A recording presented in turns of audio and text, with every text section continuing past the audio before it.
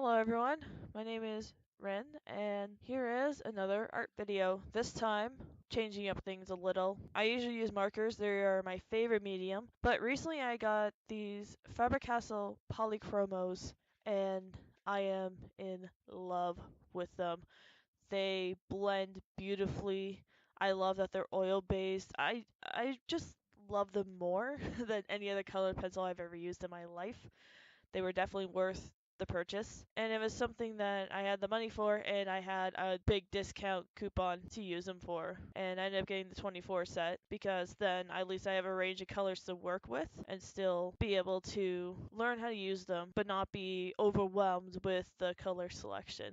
So in this picture, I'm going to be doing a coloring of my adorable kitty cat. He is the best pet to me in the world. He is my favorite. He's my favorite because he's really close to me. I'm really close to him. We actually got him at 5 weeks old. One of my mom's friends found him in an herb garden, and we named him Basil actually after being found in an herb garden. So it's an odd name, but we like the tribute for it, so it works, and he's definitely grow accustomed to it. He's 3 years old now. And one of the reasons we were so close is because he was put in my room, locked up in my room for a while, so he and I had a lot more, as you could say, quality time together. So I decided, with my polychromos and the fact that I want to practice drawing from real life to pictures, and I found the easiest with color pencils for me personally, that I would do my cat. So in this video, I want to discuss about how to start in art.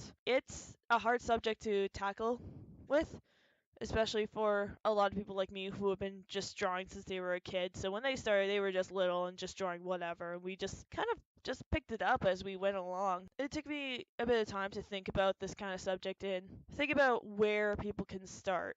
Not just for adults who are thinking about starting, but even for kids, that maybe in simpler terms, because I'm just going to give you more broader, specific. That was odd. just I'm just going to give a lot of advice out there and form it in any way you can. These aren't the ground breaking rules. These aren't, oh, this is exactly how you should do this. There's a lot of flexibility and experimentation involved when doing this kind of thing.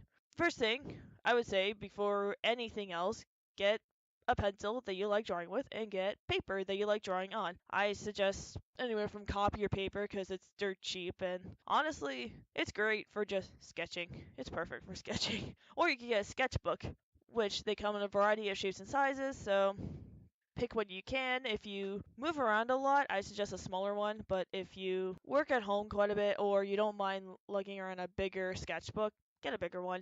There's a lot of types, there's a lot of paper types. Definitely do your research and find out what's good, but don't bother getting the expensive ones because they're not going to make your art better. One of the things you need to know when you start learning in art is observation, because you're basically taking reality and forming it in your own way. That sounds weird, especially for those who do abstract or cartoons and stuff, but a lot of that can be extracted from learning from life. Learning from life actually helps most creators, I find anyway, to learn how to create things from their mind and to be able to form images that reflect reality without it being too wonky, which sounds weird. There's a lot more to that, and it's not something I can explain in this video. That would be a whole separate video on how to deal with that. But just to start, observe. And references are not a weakness, it's a way to learn. I used to copy images, not just realism images, but I used to copy images, not just the real life images to learn anatomy, but from animes I liked and games I liked. I copied it to a T. Not perfectly, but I wasn't really creating, I was just drawing it. But I learned from it. Just don't try to post it and claim as your own. That's the only thing. If you want to put it as a sketch dump or even just show people, be like, hey, I did this and I learned a lot from it. But as long as you don't claim it as your own, you're good. First thing to start with is sketching. I know a lot of people want to go straight to coloring. They want to go straight to making all the pretty pictures and stuff, but sketching is the base of it all. It helps you with teaching you hand movements and just get used to having a pencil in your hand. Figure out how you like it best and learn how to loosen up. Because sketches are meant to be loose. They're meant to be flowy. They're not meant to be perfect. In fact, if I show you my sketchbook, which I would love to do one day, is do a sketchbook tour or sketchbooks tours, a lot of them. I'd like to show you that my sketches are messy as heck. Even sketches for pictures that I've done final copies for, they're messy. They're terrible. They're not very formed. They're just literally scratched in there. It's for learning, and sketching is for you too, to figure out what you like, figure out how you like to draw. So this doesn't have to be a final piece. You don't have to show anyone. You're good.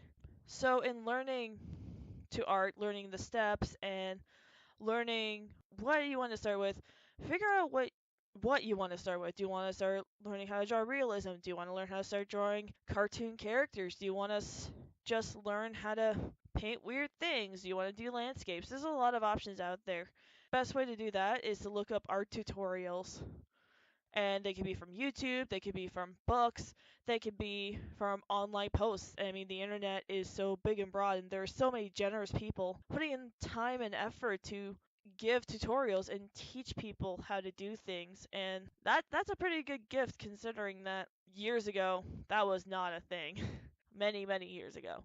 So just look up tutorials for what you want to do exactly. I would say for tutorials, my personal opinion would be to look for general skills tutorial. So not so much a tutorial about how to draw this particular eye look or how to draw this particular tree. I don't like those personally because I don't find they're as helpful with those who want to learn how to create anything from their own mind. It's really tough, and especially for people who say they want to develop their own style, learning how to specifically make one thing is not the way to go. For me, take a variety of tutorials, take a variety of how to draw eyes, how to draw faces, how to draw bodies from different artists. And then I'd say just take things from all those, do them individually, maybe fuse them together later. I don't know. That's part of the process, is you figuring out your own thing.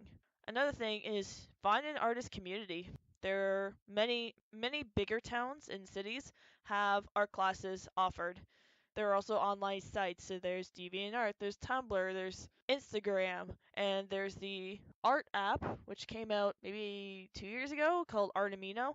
There's a lot of places where you can come in as a community and share your artwork and get involved, help one another, or just be friends. Because honestly, I find one of the great things about art is getting to share with people what you do and what kind of stuff you'd like to learn, because you can help each other a lot. Another thing I would like to point out is when you do start looking for art supplies, and not just pencil and paper, but when you start getting into coloring and line art and a lot of other things, don't buy the most expensive art supplies out there. If you've never used markers before, don't get Copics. You've never used colored pencils before, don't get Faber Castell. And the reason why I emphasize this so much is because it's expensive. And especially when you're trying new things, it's a big thing to buy the most expensive art supply. Because what if you find, hey, I am not a fan of this. I'm not into this, or I don't like this as much as I thought. So it can end up being a waste of money for you. I would definitely not go for the most expensive. Now, there is a fear of getting really cheap supplies, because there are some brands that are really not that good and they can ruin the experience for you, but that's because of their quality rather than the general quality of that medium. We have this glorious thing called the internet, where you can look up what markers should I start with, what paints are good for a beginner, what colored pencils should I begin with, and so on and so on. And there are many sites where they will give you ideas of what to start with, and even sometimes comparisons, anywhere from hobbyists to professionals. So definitely take those in, definitely think about those. That way, you can start with an art supply that is not too expensive, but it works to what it's supposed to be. And then you can decide for yourself if you like it, then definitely go for the most expensive if that's what you feel like, or the pricier ones. It doesn't have to be the most expensive. I got into markers a little less than 2 years ago, and I started with the Prismacolor brush tip markers. They were a heck of a lot more cheaper than Copics for sure. I don't regret my decision. they're definitely great, and in fact, I actually still love them to the point where I don't think I'm going to get Copics, at least not right now, even though I'm working with markers so much, because I just love them. And that happens. It depends on you and what you get out of it, so definitely do your research. I'm going to wrap up this video. Here is the finished picture of my cat Basil. This was referenced from a photo I took of him days ago, and I decided this is a bit challenging. Let's do this. I've been trying to get a scanned photo onto the computer, but I've been having issues with that. So right now, you're just going to have to look at this glimpse. I am sorry. I wish I had something better. For now, I hope you guys have a wonderful couple of weeks, and I'll see you in 2 weeks. Bye.